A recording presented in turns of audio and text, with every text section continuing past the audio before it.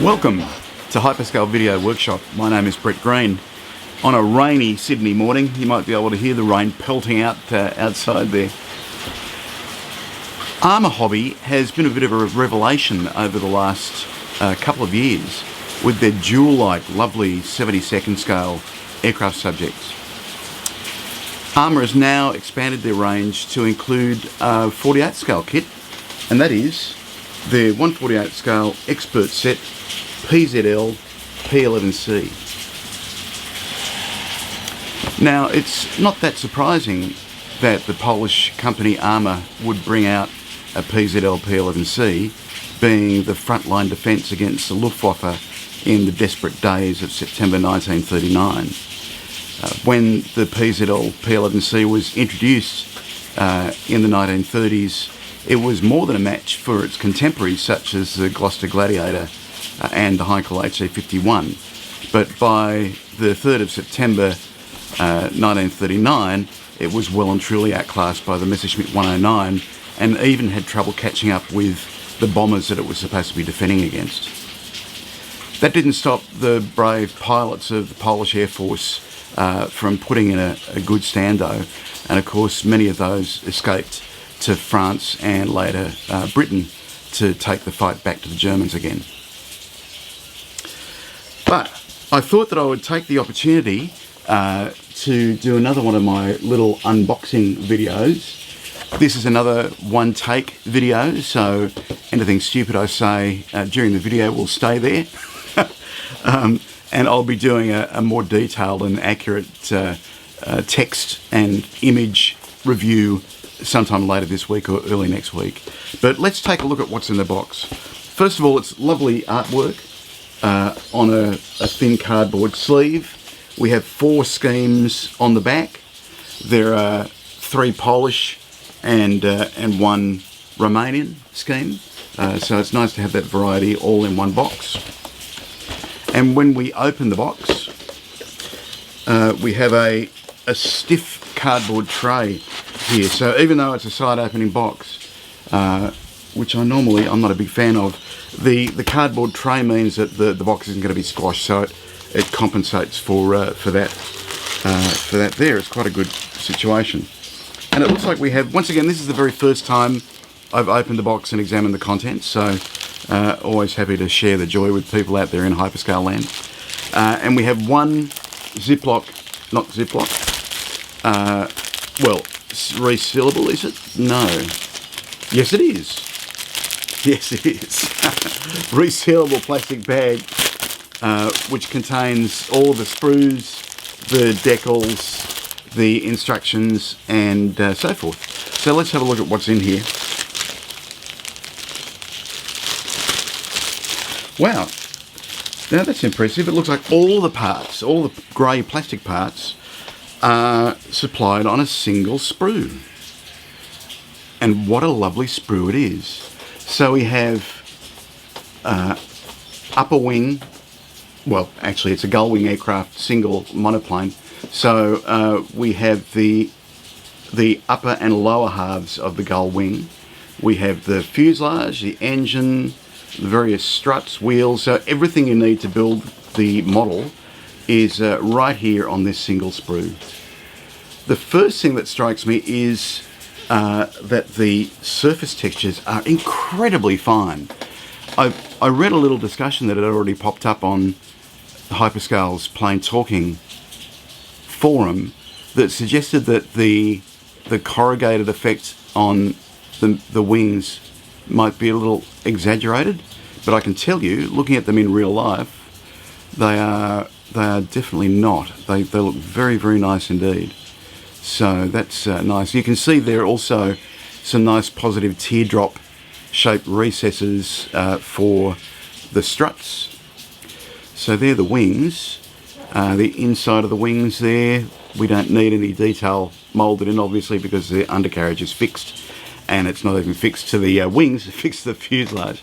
So let's have a quick look then at the fuselage halves.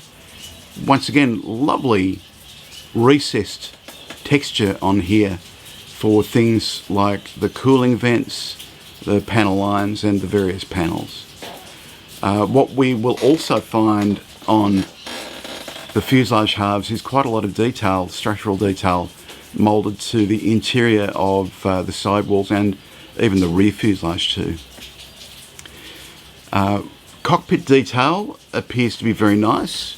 So we will have separate tubular framing for the sides of the cockpit. We've got the floor and the instrument panel in plastic, and I'm sure all the other details are there as well. So yeah, more, that's the other side of the cockpit side, and the seat is there as well. The engine looks like it's simply broken down, but it is once again very nicely detailed. Main wheels are bulged and flattened, so I think that's probably a good thing as well. And then we have things like the engine cowl, the major struts, minor struts, machine guns and so forth. So one sprue, how's that? They've made it a very buildable kit, that's for sure. So so that's the grey plastic sprue. Let's see what else is in the box.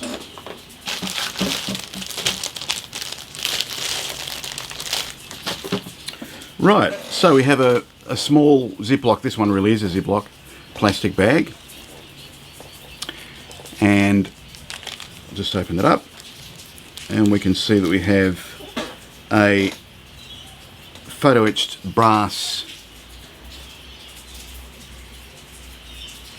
set, which has cockpit detail on there. So we've got harness straps, looks like a brake, some wheels and bits and pieces. So it's mostly destined for the cockpit, all those bits and pieces.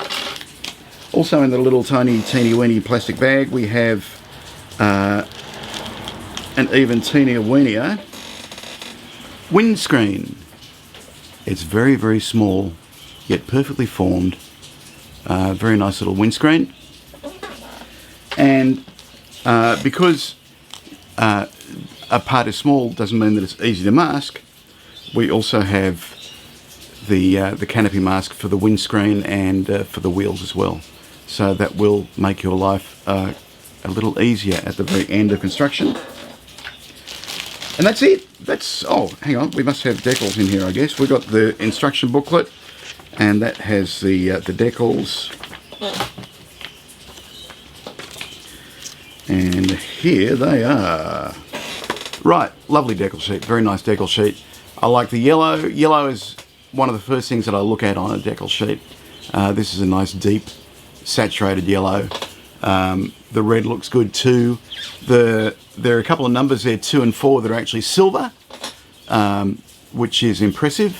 Not quite sure how you maintain the sheen of the silver once you've actually got it on the model, but I'll have a think about that. But yes, the decals look very, very nice indeed. They're printed by TechMod. We can see that we have a 2-layer instrument panel decal there as well, and various serial numbers, so it looks like you'll be able to make different aircraft from the one decal sheet.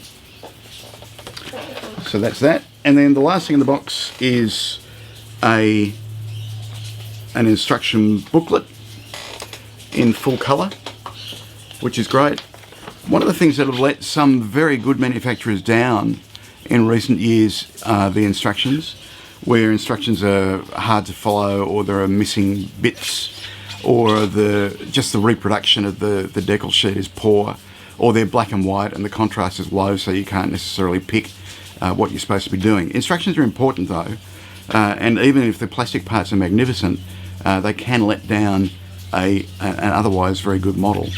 That's not the problem with Arma kits. Their instructions are really good. They're well laid out. They are clear, thorough, and we have full colour, full page directions to the painting and markings as well for each of the 4 subjects. So we have 3 Polish subjects, 2 of them in a in a khaki colour, and one in a disruptive splinter scheme of khaki and a light green. And we also have the Romanian option. If you like yellow, then you're going to like this one with all the yellow thinner markings all over it. And that one was in service in 1942-43. So that's it. So Arma Models debut 1/48 scale production is their PZL P.11c, and it's very nice indeed. It's a small parts count, but that in no way compromises detail. It is light years ahead of the previous, what I believe is the only injection moulded P.11c, and that was from Mirage, maybe 10, 15 years ago. So fans of gull wing aircraft, Polish aircraft, early World War II, and anybody who likes a good model, basically, is going to really enjoy this Arma Model 1/48 scale PZL P.11c. In fact, the parts count is so small that I think I might chuck this one together fairly quickly. Well, that's it from Brett Green here at HyperScale Video Workshop. Bye for now.